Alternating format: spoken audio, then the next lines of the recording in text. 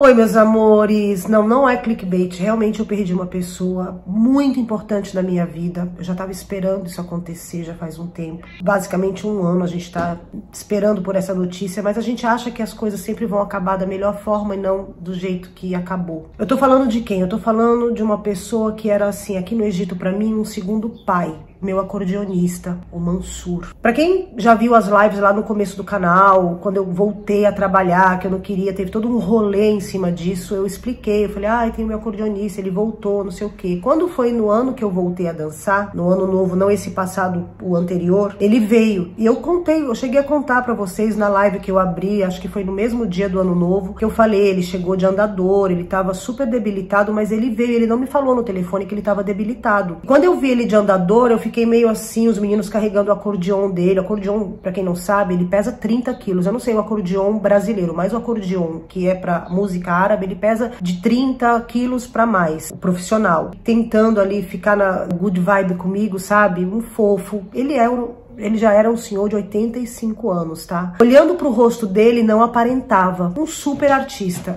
E quando eu cheguei aqui no Egito, eu tive 3 pessoas que foram muito pontuais na minha carreira. Pra me ensinar como que eu tinha que lidar com as pessoas, como que eu tinha que agir no palco, como que eu tinha que fazer tudo. E ele foi uma dessas pessoas. E ele trabalhou com as maiores estrelas, assim, que eu estudei minha vida inteira. As maiores bailarinas da antiguidade, assim. Ele trabalhou porque ele começou muito jovem nesse meio. Ele era compositor, além de um acordeonista incrível. Ele era compositor também. E uma pessoa, assim, super good vibes. Só que ele tinha um defeito, um problema muito grande, uma doença. Ele nunca conseguiu se livrar, que ele era dependente químico. Várias vezes no palco, ele passava mal, sabe? Ele sofria por ter tomado a mais do que a quantidade que ele costumava tomar. E ele fazia pra mim sempre um solo. Pra quem é bailarina sabe, um solo baladi, que é um momento que o acordeon sola sozinho. E sempre quando ele finalizava, ele não tinha o cabelinho dele, a parte de cima, eu finalizava e eu beijava a testa dele, sabe? E isso chocava as pessoas, porque ele era homem, eu era mulher, sou mulher, né? Ele era homem, enfim, quando ele tava vivo. E teve um dia que a gente tava dançando, eu tava dançando e eles estavam tocando, e ele fez um baita de um solo, só que de repente ele apagou, gente, no palco. Ele apagou. O acordeon fez um barulho assim, uau, sabe? Tipo sanfona caindo. Aí eu olhei pra trás, tava o percussionista, levantou correndo e foi segurar ele porque ele tinha desmaiado. Eu terminei o show, porque ele era o último, era o solo dele, depois o solo de percussão. A gente encerrou o show, os clientes perceberam que estava acontecendo alguma coisa e a gente levou ele pro hospital. Nessa época, isso em 2006, 2005, mais ou menos, ele trabalhava comigo desde 2002. Só pra vocês terem uma ideia, eu cheguei em 2001 aqui. Então ele pegou toda a minha fase ingênua, a minha fase de menina mesmo aqui no Egito, sabe? E quando ele foi pro hospital, lá eu sabia que ele usava alguma coisa, mas eu era muito ingênua, muito tonta. Eu achava que ele fumava alguma coisa, sabe? Não eram coisas bem pesadas, assim. Coisas que eu nem sei o nome, que nem tem, acho que no Brasil, são misturas que eles fazem aqui de remédios e não sei o quê. Tô me segurando, claro, pra não chorar. Eu lido com a passagem pra outro plano. Eu acho que de uma forma mais tranquila do que a maioria das pessoas, por causa das minhas crenças pessoais. Mas não é fácil pra ninguém, né? Desde que a gente voltou a trabalhar, a gente sabe que ele tá bem debilitado, porque quando ele foi internado nessa época, eu tô falando pra vocês, os médicos na época, a gente foi todo mundo pro hospital e os médicos na época já falaram que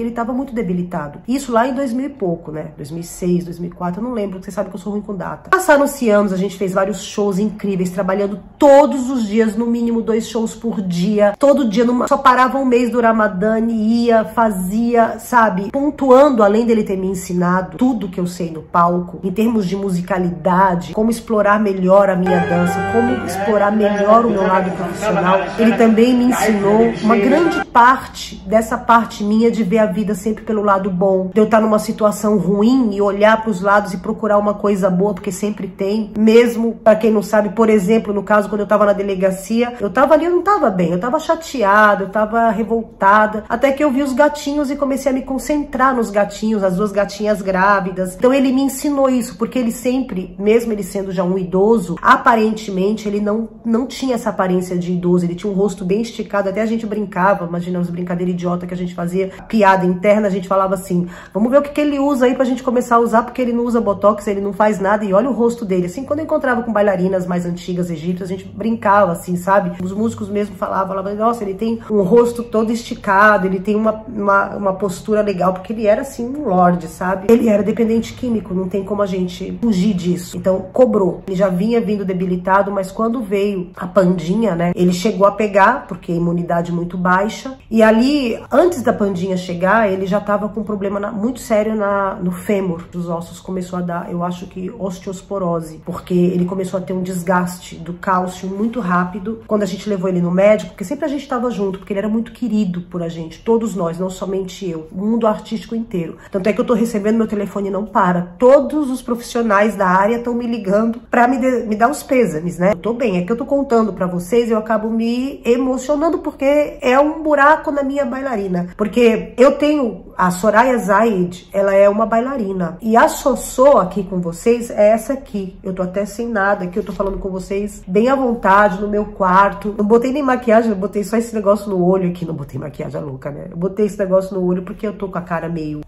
abatida. Porque a notícia foi recebida ontem. Tá todo mundo me ligando, porque sabem que eu era muito próxima dele. Quando ele me ensinava as coisas, que eu falei pra vocês, né? Ele falava assim pra mim, veja sempre o lado bom de tudo. Ele falava assim, quando a gente tá num problema muito sério, dá uma olhada que sempre vai ter, nem que seja um vagalume que vai estar acendendo a luzinha, concentra naquela luzinha e você vai sair da obscuridade que você tá. Ele falava muito bem. Ele era compositor, né, gente? E um artista. Então ele era muito sensível. Uma pessoa sem preconceitos nenhum. Ele tratava todo mundo bem. Dicas de música, dicas de como fazer as coisas. Eu achava aquilo tão incrível, porque ele era um senhor de uma família tradicional, né? Uma coisa mais que seria pra ser tacanha, e ele não era. Então ele foi uma pessoa muito incrível. No meu palco, eu nunca mais contratei um acordeonista, porque eu tinha a esperança que ele ia voltar pra mim. Só que eu sabia, teoricamente, que ele não ia voltar. Só que eu tinha a esperança que ele ia voltar. Os meus músicos todos falaram pra mim. Falaram, sou Soraya, sou madame, do jeito que eles me chamam lá, cada um do seu jeito. Precisamos de um acordeonista. Você tem um balade muito bom, né, que é o improviso dentro da música popular egípcia, gente, o balade.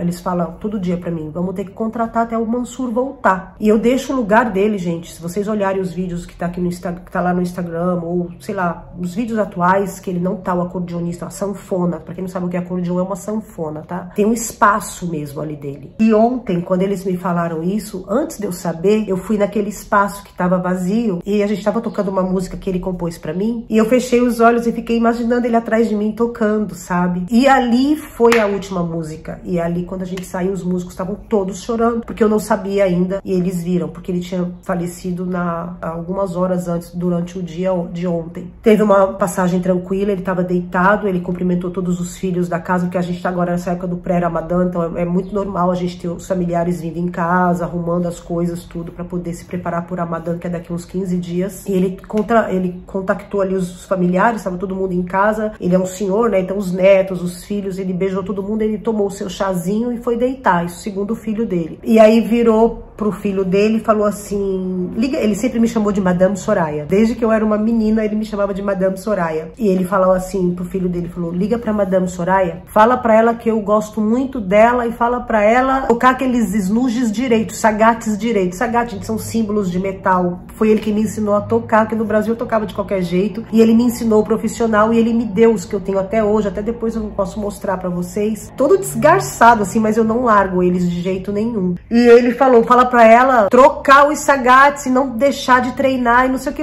Falou aí, o filho dele disse que na hora não entendeu que ele tava falando isso do nada, assim, uma coisa nada a ver, sabe? Depois disso ele dormiu, demorou pra acordar, os filhos lá, a esposa, não sei quem, foi olhar e ele já tinha feito a passagem. Então ele fez a passagem dormindo. E o que mais chamou a atenção de todo mundo é ele ter mandado recado pra mim, sabe? E eu não sei Pra quem tá mais tempo comigo aqui no canal, eu não sei se vocês vão lembrar, mas eu falei pra vocês que tinha alguns músicos que não estavam podendo voltar ao trabalho e eu mantinha um salário. E também ele falou pra o filho dele falar pra mim que não precisava, que ele não precisava desse dinheiro, que ele nem tinha tocado nesse dinheiro, e falou pro filho dele doar esse dinheiro pra a ONG de animais, que ele sabia que eu ajudo, né? E o filho dele falou, mas pra quê? Vai arrumar seu acordeon, né? E ele falou, não. Faz isso, aí o filho dele falou, pai, para, depois a gente conversa sobre isso. E aí tudo isso eu fiquei sabendo ontem, o filho dele, na hora que eles me contaram, os músicos me contaram, o filho dele, os meninos ligaram pro filho do Am Mansur, eu chamava ele de tio Mansur, tá? Am Mansur, Am é tio. Ligaram pra ele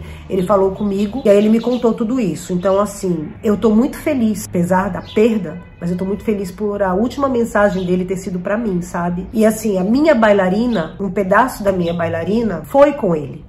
Porque tá lá o palco, o lugar dele tá reservado, tá vazio. E um pedaço de mim, assim, a minha alma de bailarina, porque, gente, olha, eu não sei se todo mundo é assim, mas eu vou falar de mim, tá? Eu, Soraya de Lima, sou uma pessoa. A Soraya Zayed é outra. Então, na minha opinião, eu tenho duas almas. A alma da bailarina e a minha alma, que é a alma que vocês veem aqui no YouTube comigo. E agora, quem tá falando aqui com vocês é a Sossô e também a Soraya Zayed bailarina. E um pedaço da alma da Soraya Zayed foi embora com ele. Eu tenho certeza disso, sabe? Nunca mais as músicas, pra mim, ao vivo, terão o mesmo sabor. Ele era a minha alma no palco, eu sempre falava isso pra ele. Falava, Mansur, eu não sei trabalhar sem você. Eu amo tanto você. Uma coisa assim que era bem... pegava bem pra mim, ele era muito parecido com o meu pai, que também é falecido, sabe? Na época que meu pai tava doente, eu tava aqui no Egito. E na época eu não ganhava ainda muito dinheiro, sabe? Então eu não tinha cidadania, eu não tinha muitos recursos que eu tenho hoje, eu não pude me despedir do meu pai. E ele foi ali, na época a gente trabalhava muito.